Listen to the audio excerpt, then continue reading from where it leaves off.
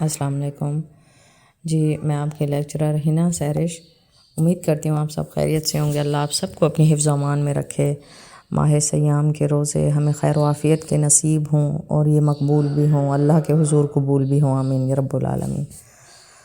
سورۃ النساء جو کہ چوتھی سورت ہے، اس کی آیت کریمہ نمبر 15 سے آج ہمارا سبق ہے۔ اعوذ باللہ من الشیطان الرجیم، بسم اللہ الرحمن الرحیم۔ واللاتی یاتین الفاحشۃ من نسائکم فاستشہدوا علیہن اربعۃ منکم فَإِن شَهِدُوا فَأَمْسِكُوهُنَّ فِي الْبُيُوتِ حَتَّى يَتَوَفَّهُنَّ الْمَوْتُ أَوْ يَجْعَلَ اللَّهُ لَهُنَّ سَبِيلًا۔ ترجمہ: اور تمہاری عورتوں میں جو بدکاری کریں ان پر خاص اپنے میں یعنی اپنے گھر کے یا گواہوں میں سے 4 مردوں کی گواہی لو، پھر اگر وہ گواہی دے دیں تو ان عورتوں کو گھر میں بند رکھو یہاں تک کہ انہیں موت اٹھا لے یا اللہ ان کی کچھ راہ نکالے۔ اب جو تفسیر میں نے پڑھانی ہے نا آپ کو، تو میں اگلی آیت کریمہ کی بھی تلاوت ساتھ میں ہی کرتی ہوں اور پھر میں بتاتی ہوں کہ سورۃ النور کی آیت کریمہ نمبر 2 اور 4 اور 5 میں کیوں تلاوت کر رہی ہوں۔ سورۃ النساء چوتھی سورت، آیت کریمہ نمبر 16۔ واللذان یاتیان حامنکم فعادوہما فإن تابا وأصلحا فأعرضوا عنہم ان اللہ کان توابا رحیم۔ ترجمہ: اور تم میں جو مرد عورت ایسا کام کریں ان کو ایذا دو، پھر اگر وہ توبہ کر لیں اور نیک ہو جائیں تو ان کا پیچھا چھوڑ دو، بے شک اللہ بڑا توبہ قبول کرنے والا مہربان ہے۔ آیت کریمہ نمبر 17 سورۃ النساء۔ انما التوبات علی اللہ للذین یعملون السوء بجہالۃ ثم یتوبون من قریب فاولئک یتوب اللہ علیہم وَقَانَ اللَّهُ عَلِيمًا حَكِيمًا۔ ترجمہ: وہ توبہ جس کا قبول کرنا اللہ نے اپنے فضل سے لازم کر لیا وہ انہی کی ہے جو نادانی سے برائی کر بیٹھیں پھر تھوڑی ہی دیر میں توبہ کر لیں، ایسوں پر اللہ اپنی رحمت سے رجوع کرتا ہے اور اللہ علم و حکمت والا ہے بے شک۔ آیت کریمہ نمبر 18۔ وَلَيْسَتِ التَّوْبَةُ لِلَّذِينَ يَعْمَلُونَ السَّيِّئَاتِ حَتَّى إِذَا حَضَرَ أَحَدَهُمُ الْمَوْتُ قَالَ إِنِّي تُبْتُ الْآنَ وَلَا الَّذِينَ يَمُوتُونَ وَهُمْ كُفَّارٌ اولئک اعتدنا لهم عذابا علیما۔ ترجمہ: اور وہ توبہ ان کی نہیں جو گناہوں میں لگے رہتے ہیں یہاں تک کہ جب ان میں کسی کی موت آئے تو کہے اب میں نے توبہ کی، اور نہ ان کی جو کافر مریں، ان کے لیے ہم نے دردناک عذاب تیار رکھا ہے۔ جی، آج ہم تفسیر پڑھ رہے ہیں صراط الجنان سے اور تفسیر ابن کثیر سے۔ یہ صورت قرآن پاک فرقان حمید میں یہ آیت کریمہ کا نزول وحی کا مقصد یہ ہے، جو پہلی 2 آیت کریمہ سورۃ النساء کی میں نے تلاوت فرمائی میری پیاری اسلامی بہنوں، یہ منسوخ آیت کریمہ ہیں، یعنی جب تلک کہ سورۃ النور کی آیت کریمہ نمبر 2 اور 4 5 کا نزول نہیں ہوا تھا تب تلک تو یہی حکم صادر تھا، جب بھی کسی عورت کو بدفعلی بد کرداری کرتے ہوئے پکڑا جاتا تو پھر حکم تھا کہ جیسے اللہ رب العزت نے فرما دیا تو ان پر اپنے 4 مردوں کو گواہی بنا لو اور ان کو اپنے گھر میں بند رکھو اور یہاں تک کہ ان کو موت اٹھا لے یا ان کے لیے کچھ راہ نکل آئے۔ ان کو سال تلک کمرے میں بند کر کے رکھا جاتا اور ان کا یہی عالم تھا، ٹھیک ہے۔ ابتدائی اسلام میں یہ حکم تھا کہ جب عادل گواہوں کی سچی گواہی سے کسی عورت کی سیاہ کاری ثابت ہو جائے تو اسے گھر سے باہر نہ نکلنے دیا جائے، گھر میں ہی قید کر دیا جائے۔ اور اب جی یہ امام کثیر صاحب کی تفسیر آپ کے سامنے پیش خدمت ہے۔ اور موت سے پہلے اسے چھوڑا نہ جائے، یعنی اس فیصلے کے بعد یہ اور بات ہے کہ اللہ ان کے لیے کوئی اور راستہ پیدا کرے۔ اب یہ ناسخ و منسوخ صورت کا ذکر ہو رہا ہے، پھر جب دوسری صورت کی سزا تجویز ہوئی تو وہ منسوخ ہو گئی اور یہ حکم بھی منسوخ ہوا۔ حضرت ابن عباس فرماتے ہیں جب تک سورۃ نور کی آیت نہیں اتری تھی زناکار عورت کے لیے یہی حکم رہا، پھر اس آیت میں شادی شدہ کو رجم کرنے، یعنی رجم کرنا کسے کہتے ہیں؟ شادی شدہ مرد و زن دونوں کے لیے اللہ نے حکم فرمایا، ان کو پتھر مار مار کے مار ڈالنا، یعنی ایسی عبرتناک موت بنانا جو شادی شدہ ہونے کے باوجود بھی یہ بد کرداری کرتے ہیں، زناکاری کرتے ہیں، تو ان کی موت کو بھی نشان عبرت بنانا ہے کہ انہیں پتھر مار مار کے سب کے سامنے مار ڈالنا ہے، اور بے شادی شدہ کو کوڑے مارنے ہیں۔ یہ حکم اترا۔ اچھا، اس میں اب بہت سارے صحابیوں کا، بہت سارے ہمارے علماء کرام کا بھی نام آیا ہوا ہے کہ یہ آیت منسوخ ہو گئی ہے۔ پھر جب نبی مکرم صلی اللہ علیہ وآلہ وسلم پر جب وحی اترتی تو آپ صلی اللہ علیہ وسلم پر اس کا بہت بڑا اثر ہوتا تھا اور تکلیف بھی محسوس ہوتی تھی، کیونکہ میں یہ پہلے ہی آپ کو بتا چکی ہوں کہ وحی کی صورت ایسی ہوتی تھی کہ ایک ایسی گھنٹی سی بجتی اور آپ صلی اللہ علیہ وسلم پر فرمایا کہ جیسے پہاڑ کا وزن رکھ دیا جائے، کچھ ایسا وزن ہوتا کہ ایک صحابی نبی پاک صلی اللہ علیہ وسلم کے پاس تشریف فرما اور آپ صلی اللہ علیہ وسلم کا گھٹنا اقدس ان کے گھٹنے کے اوپر ہے، تو جیسے ہی وحی کی نزول ہوئی تو وہ فرماتے ہیں کہ آپ صلی اللہ علیہ وسلم کا گھٹنا اتنا بھاری ہو گیا گویا جیسے میری ٹانگ پہ کسی نے اونٹ بٹھا دیا ہو۔ یہ عالم ہوتا تھا وحی کا اور چہرے کا رنگ بدل جاتا۔ پس اللہ تعالیٰ نے ایک دن اپنے نبی پر وحی نازل فرمائی، کیفیت وحی سے نکلے تو آپ نے فرمایا مجھ سے حکم الہی لے لو، ٹھیک ہے؟ اللہ تعالیٰ نے سیاہ کار عورتوں کے لیے راستہ نکال دیا ہے، اگر شادی شدہ عورت یا شادی شدہ مرد سے اس جرم کا ارتکاب ہو تو 100 کوڑے اور پتھروں سے مار ڈالنا، ٹھیک ہے؟ اور غیر شادی شدہ ہوں تو 100 کوڑے اور 1 سال کی جلا وطنی، ٹھیک ہے؟ اب مطلب غیر شادی شدہ کے لیے 100 کوڑے ہیں اور سال کی جلا وطنی ہے۔ یہ امام ترمذی وغیرہ یعنی صحیح ستہ میں، مسلم میں یہ حدیث مبارکہ ملتی ہیں اور یہ حسن صحیح کی حیثیت رکھتی ہیں، ٹھیک ہے؟ یعنی تواتر سے نہیں، یہ حسن صحیح کی ہیں، تو یہ صحیح ہی لیکن یہ حسن صحیح ہیں، ٹھیک ہے؟ ان کی روایات۔ اب آتا ہے کہ کمارے اور بیائے ہوں کے حکم کے ساتھ ہی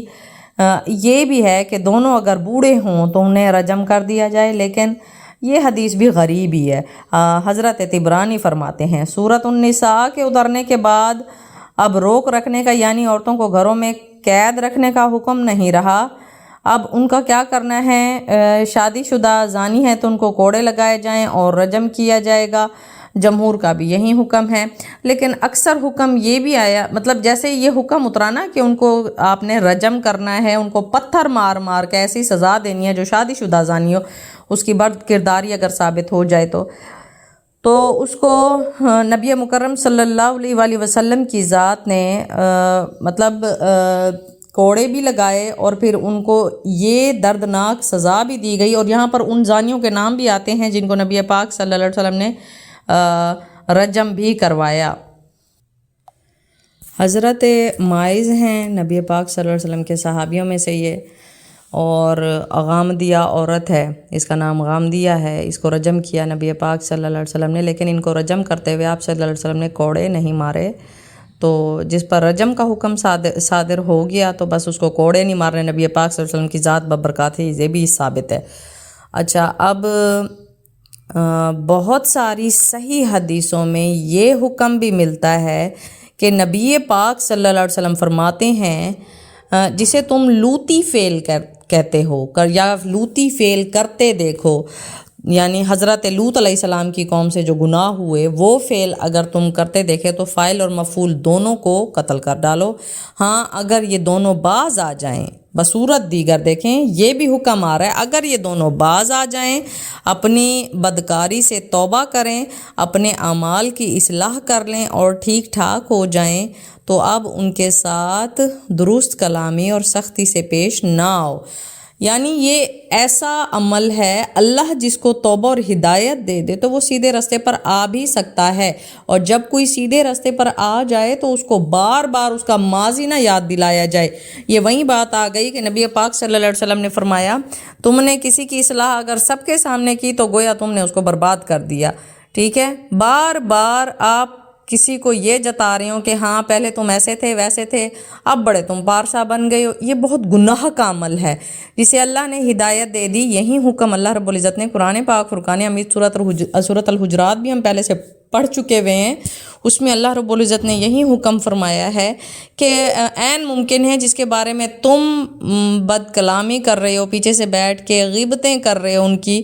تو وہ میرے نزدیک تمہارے سے زیادہ پارسا ہو۔ یہ ایک ایسا عمل ہے جو خالصتاً اللہ رب العزت کی ذات ہی بس اس کی مالک ہے، ہم میں سے کوئی بھی اس چیز پہ کسی قسم کا اختیار نہیں رکھتا۔ اس لیے اب حکم ہوا اگر آپ کسی کے عیبوں کو دیکھ بھی چکے ہیں تو اس پر پردہ ڈالیں تاکہ اللہ ہمارے عیوب پر پردہ ڈالے۔ اس لیے اللہ تواب الرحیم ہے، اگر کسی نے توبہ کر لی ہے، برے کام سے توبہ کر لی ہے تو اس کی توبہ کو اللہ بھی قبول کرنے والا ہے۔ اللہ بھی یہی چاہتا ہے، جہانوں کے بنانے والا، کائناتوں کے سجانے والا، مکان لا مکان کا اکیلا وارث، کہ مجھے اپنے بندے کی خالصتاً توبہ کا انتظار ہے۔ جب اللہ رب العزت یہی چاہتا ہے تو ہم کون ہوتے ہیں کسی کی زندگی کو برباد کرنے والے، کسی کو بار بار ان کے ماضی میں دھکیلنے والے۔ اگر ایسے عمل کی وجہ سے کوئی دوبارہ وہی بدفعلی بد کرداری شروع کر دیتا ہے کہ ہاں بھائی دنیا تو مجھے کسی صورت نہیں جینے دیتی تو کیوں نہ میں وہی بد کردار ہی بن کے جیتا رہوں، تو اس کا گناہ بھی پھر ہمارے حصے میں آتا ہے جنہوں نے طعنہ زنی شروع کر دی تھی۔ اس بات کا بہت خیال رکھیے گا، یہ دنیا فنا کا مقام ہے، پھونک پھونک کے قدم رکھنا ہے۔ اللہ تواب الرحیم ہے، ہمیں نہیں پتہ اللہ کس کی توبہ قبول کر چکا ہوا ہے، اور اسی لیے اگر کوئی یہ کہہ دے کہ میں اللہ کے حضور معافی مانگنا چاہتا ہوں، اللہ مجھے معاف کر دے، تو اللہ معاف کرنے والی غفور الرحیم تواب الرحیم ذات ہے۔ اور نبی مکرم صلی اللہ علیہ وسلم نے فرمایا پھر ان سے سختی سے پیش نہ ہو، اس لیے کہ گناہ سے توبہ کر لینے والا مثل گناہ نہ کرنے والے کے لیے اللہ تعالیٰ توبہ قبول کرنے والا اور درگزر کرنے والا ہے۔ اور بخاری و مسلم میں بھی یہی حدیثیں ملتی ہیں کہ نبی پاک صلی اللہ علیہ وسلم فرماتے ہیں اگر کسی کی لونڈی بدکاری کرے تو اس کا مالک اسے حد لگا دے اور ڈانٹ ڈپٹ نہ کرے۔ آپ نے حد لگا دی، آپ نے کوڑے لگا دیے، اس کے بعد آپ نے اس کا جینا نہیں محال کرنا، کیونکہ اس کو اس کے کیے کی سزا مل چکی ہوئی ہے۔ آپ نے ڈانٹ ڈپٹ نہیں کرنی، آپ نے تانے نہیں دینے، اب اس کو معمول کی زندگی پر گزرنے دینا ہے۔ حد لگ جانے کے بعد پھر اسے مطلب کیا ہی نہ جائے، اسے بار بار شرمندہ کیا ہی نہ جائے۔ حد لگ گئی، اس کو اس کی سزا مل گئی، اب اس کو اللہ سیدھا راستہ دکھائے۔ ہم صرف اسی چیز کی دعا کر سکتے ہیں۔ تو اللہ رب العزت ہمیں یہ حساس مسئلے سمجھنے کی توفیق عطا فرمائے۔ یہی حکم سورۃ النور کا اللہ رب العزت نے فرما دیا آیت کریمہ نمبر 2 میں، الزانیات والزانی فجلدوا کل واحد منہما مئۃ جلدۃ ولا تأخذکم بہما رأفۃ فی دین اللہ ان کنتم تؤمنون باللہ والیوم الآخر ولیشہد عذابہما طائفۃ من المؤمنین۔ ترجمہ، جو عورت بدکار ہو اور جو مرد، تو ان میں ہر ایک کو 100 کوڑے لگاؤ اور تمہیں ان پر ترس نہ آئے اللہ کے دین میں اگر تم ایمان لاتے ہو، اللہ اور پچھلے دن پر، اور چاہیے پچھلے دن یعنی یوم آخر پر، ان کی سزا کے وقت مسلمانوں کا ایک گروہ حاضر ہو، یعنی سب کے سامنے یہ سزا دینی چاہیے تاکہ یہ عبرت بنے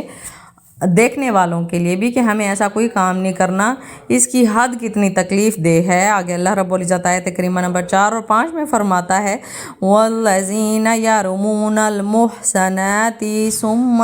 لَمْ يَأْتُوا بِأَرْبَعَةِ شُهَدَاءَ وَجُلِدُوهُمْ 80 جَلْدَةً وَلَا تَقْبَلُوا لَهُمْ شَهَادَةً أَبَدًا وَأُولَئِكَ هُمُ الْفَاسِقُونَ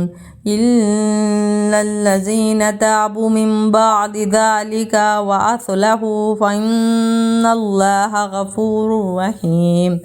ترجمہ، اور جو پارسا عورتوں کو عیب لگائیں پھر 4 گواہ معائنہ نہ لائیں تو انہیں 80 کوڑے لگاؤ اور ان کی کوئی گواہی کبھی نہ مانو، اور وہیں فاسق ہیں، مگر جو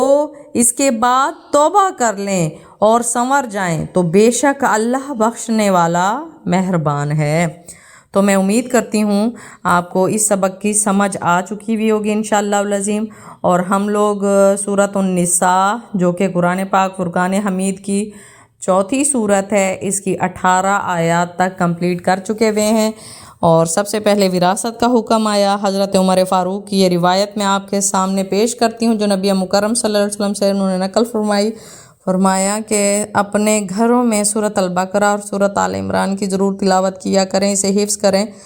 کیونکہ وہ عربی ہیں اس لیے بار بار فرما رہے ہیں، یہ ان کی زبان ہے۔ ہمارے پر یہ حکم ہے، ہم لوگ عربی نہیں ہیں، ہمارے پر یہ حکم ہے کہ ہم اس کی تفسیر پڑھیں، ہم اس کو سمجھیں، اس کے احکامات ہماری زندگی کو آسان بناتے ہیں، حسن معاشرت کو آسان بناتے ہیں، زندگی جینے کے ہمیں طرز سکھاتے ہیں۔ تو دعاؤں میں یاد رکھیے گا، اپنا بہت سارا خیال رکھیے گا، اللہ کے امان میں ہوں۔ السلام علیکم۔